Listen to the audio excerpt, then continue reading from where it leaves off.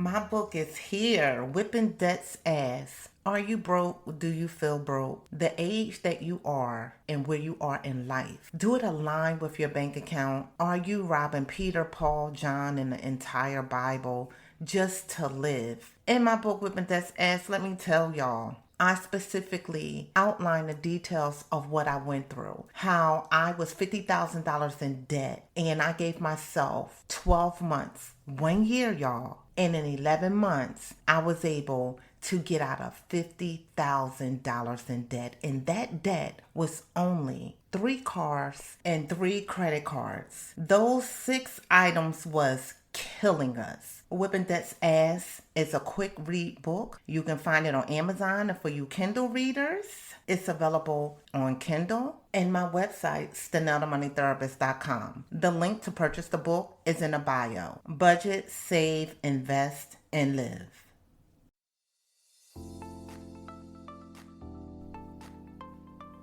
Six years ago, my wife took nothing but an ideal and faith and turned it into a multi-million-dollar business with multiple streams of income.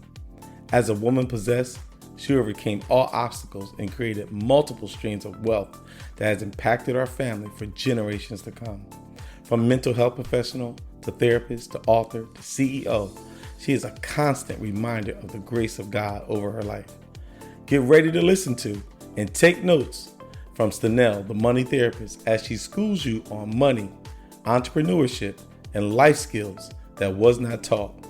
No more excuses. Wake up! Thank you, Tony, for that great introduction. Welcome back to No More Excuses, Wake Up, where we talk about money, entrepreneurship, and life skills that was not taught. I'm your host, Stenell Myers, also known as Stenell, the money therapist. This week, we are discussing money, and we are discussing my book, Whippin Debts Ass. We are in Chapter 7, Another Paycheck. I'm also recording, as well as my YouTube video, talking about my new book, Whippin Debts Ass, Chapter 7. This chapter is Another Paycheck.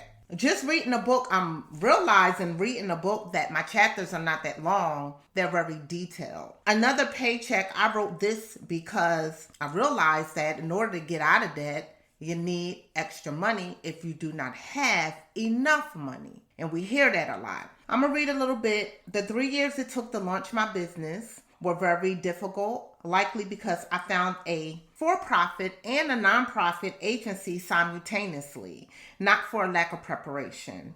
My undergrad grant writing classes and doctorate courses in multidisciplinary leadership made me aware of the skill sets required to run an organization. And my doctorate courses is where I found my niche. I remember, y'all, when I switched my doctor, it was in psychology. I think I was getting a doctorate degree in psychology. Or when I switched that, because I'm telling you, I think the 3rd year I switched because of that daggone, I forget those classes. It was horrible. I can't remember the classes. When I switched to multidisciplinary leadership, oh my gosh, it was like a new world. I was like, oh, this is where I'm at. This is what I want to do. Everything I'm doing today, right now, talking to you as an entrepreneur, as a businesswoman, from my multidisciplinary studies, it came from what I learned. It all knits together. It was well worth the 5 years of hard work and internships, as I am who I am today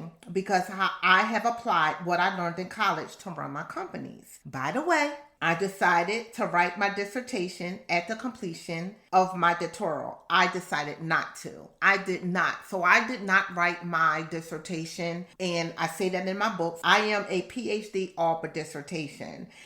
And I'm proud of that. I don't go around saying I have my PhD because I don't have my PhD, but I have all my courses, but I didn't do my dissertation. I didn't put in a book, but I'm going to tell you real quick. I didn't do my dissertation because I had to make a decision at the time. And at the time when the businesses were running, again, I had a dream. God gave me these babies and it was these businesses. So at the time when I started the business, it was right when I was getting ready to start the dissertation. It was right there. And honestly, I had to make a decision. And I had to make a decision to continue. It was a hard decision, but but not that hard. Continue what I was doing for 5 years.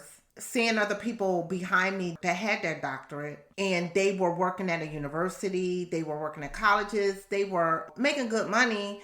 But what I saw in front of me, except one person, and that's Dr. Carey. Love her. She taught me so much. She mentored me at Drexel University. She was the only person like in that I was like, oh my gosh, I want to be. Everybody else, it seems like they were wearing the title, but not really happy in what they were doing and not really executing as far as the financial piece of it, because having a doctorate degree is expensive. And she was the only one that I saw. And that was just one person. So when I thought about it and I really decided to make this decision, it was like, okay, I already know what it looked like over here because I'm doing this with these businesses. I know how much these businesses are making, and I know the lives they're changing. And for me, it was different because, I know research came along with having a doctorate degree, and I don't like research. I had to be truthful for what I don't like research, other than me researching what I want to do, like with my book and all that. But researching in journals and all that's just not my thing. I love reading journals, but I didn't want to do that. I know it was a lot of work. Everybody like, oh, Dad, you should have kept doing it. But guess what? The decisions that where I'm at today and having these businesses, these companies, and my staff, I have over 30 plus staff, just being a boss in that perspective, I'll do it again. And then even when I thought about it, they wanted me to go back to school and pay money and do classes and all that. And I just said, I want to write the dissertation. And a dissertation with $20,000. I just thought that was bullshit. Let me go back to the book. So Another Paycheck. With both agencies up and running, I was receiving a paycheck from the nonprofit, but not for the for-profit. I was getting paid for the for-profit, but I couldn't afford to pay myself. I was doing well, paying my bills and my monthly debt from the combination of other income. Still, I could not afford to pay myself from the for-profit. I would withdraw money from time to time, but that was nothing. And that's not even what you're supposed to do as a business owner for profit. I had no system, no organization for my for-profit like I had for my nonprofit. My nonprofit was set up. Why? Because it had to be set up. You have other people. When you're dealing with nonprofit funds, you're dealing with funds that are coming from a higher level. In that perspective, you have so many different people that is looking at your books, they're auditing your financials, they're auditing the program, making sure everything is where it needs to be, what you're doing with the money, everything is in a percentage, my pay is in a percentage, everything had to be aligned correctly. And then my for-profit wasn't like that because I didn't know what the heck I was doing. And in anything, I'm telling you, this took years of learning. Because I didn't have a system, I did not start paying myself from the for-profit until 3 years. I started both of the business in 2015 together, and I didn't start paying myself on a paycheck until it was 2018. I paid myself what I could afford because I placed priority on making sure my staff was paid. So when I started paying myself, I wasn't paying myself much. My manager was getting paid way more than what I was paying myself. Even till this day, right now, my manager still get paid a whole lot of money. Once the company made more of a profit, I put myself on payroll. This is the teachable moment for all of you entrepreneurs at heart. I want you to get this. I had the ability to put myself on my payroll, and I could not believe it. I can't believe it saying it right now to this day in 2023. It was amazing. The feeling was so good after working for 3 years that I was able to now put myself on payroll. When you have a payroll company and you sign, you have your signature, and your signature is all on it. It's on everybody's check. And that was cool, but to see my signature on my own check, I was like, oh my gosh, God, thank you so much. It was just so rewarding. You can do that too. You can. Even though I had been ready to give up many times, I was finally able to take home a paycheck. I could not tell you what I did with that money for the first year. I had no clue because I did not give my checks an assignment. One thing was for certain, the money I made, the more I spent. Here I was, double the income and nothing tangible to show for it. I did not even have an emergency fund. I was furiously with this new income when I should have been applying the entire check to our debt. Instead, many times we would get a part-time job to bring in extra income so it can help pay bills when our primary job is not enough on which to survive. Or maybe you have a job that offers overtime and the money is applied to help pay bills. This chapter is very important because sometimes we are blessed with another source of income, but without a plan, we end up missing the blessing behind those resources that God provided for us. The examples in this chapter are meant to show you what extra income is not to be used in order to change the way you look at your money. The way we see our money has nothing to do with how we spend the money, which is why you see people that win millions of dollars in a lottery and is broke 5 years later. By changing my perception of money, I was able to pay $50,000 in 1 year. I said that in the book, but it was really 11 months. By building yourself up and altering your relationship with money, you too will see a change. As a general rule, when you are in debt, extra income should not be used for, and I have this in bold in the book. So extra income should not be used for vacations, purchasing hundreds of dollars of hair extensions, and installations. I'm serious. Pedicures, get your toes polished and paint your nails yourself. It's cheaper. When we was getting out of debt, I didn't go to the nail salon. I couldn't afford to, unless I was going somewhere that I budget for the nail salon and I put a budget for whatever that was. Because what I started to do, and I'm going to get into that in the envelope chapter, I started to budget for things because when I started to really see how the money was trickling down, we paid off the credit cards. I was like, oh shoot, we got this surplus of money. And when I started filling them envelopes, I was able to fill the envelopes with a little bit more money because I didn't have the bills. I probably could have got out of debt in 10 months, to be honest with you, but I still wanted to be able to make sure that I had money, that I wasn't, oh my gosh, I got to make this crazy decision. I wanted to make sure everything that I did, that it had an intentional plan attached to it. Buying outfits to go out to dinner, parties, vacation, no one cares what you wear. Like seriously, my birthday coming up, I'm getting ready to go on vacation, and I can afford to. You understand? I can afford to, but my clothes, they gonna be cheap. They gonna come from Shein. Ain't nobody doing all that. Ain't nobody doing all that. I'm gonna be wearing a bathing suit all day anyway, so ain't nobody doing all that. And I have bathing suits that I'm gonna cycle through. You gotta just make sure that when you're in debt, you don't have time to try to fit with the rest of the people in debt, because they in debt too. So, expensive clothes for yourself, for your kids, expensive sneakers. Michael Jordan is already rich and he does not need your money. That's in my book. Electronics for yourself, for your kids. Excursions at your local beach, such as jet skiing or boat rental. Just chill out, lay on the beach, put your feet in the water, dip in the water, relax. These are all the ways I misuse money. All of these things I was spending my money on. None of these were assisting me with the debt or helping me to build wealth. Once you're out of debt, you can catalog these things and manage your spending with the system more on the later. Like I said, I started just putting everything in categories and putting them in envelopes. To manage my spending, I took each check and applied it to my debt and only my debt. That means no movies, going out to dinners, no play money. I had no purpose for money, and that was to pay off my debt. I gave you an example how to manage your money. If you have a MasterCard with a $4,500 balance, your extra paycheck or overtime check is $395. And when I say extra paycheck, let me make it clear. If you are doing something, whatever you're doing extra to make money. Right now, when I wrote this book, there was no DoorDash. There was not the grocery shopping for people. They're making money. My daughter actually do that in college, and she gets her money right away. And she makes $150, depending, or $200, depending where you are, a day.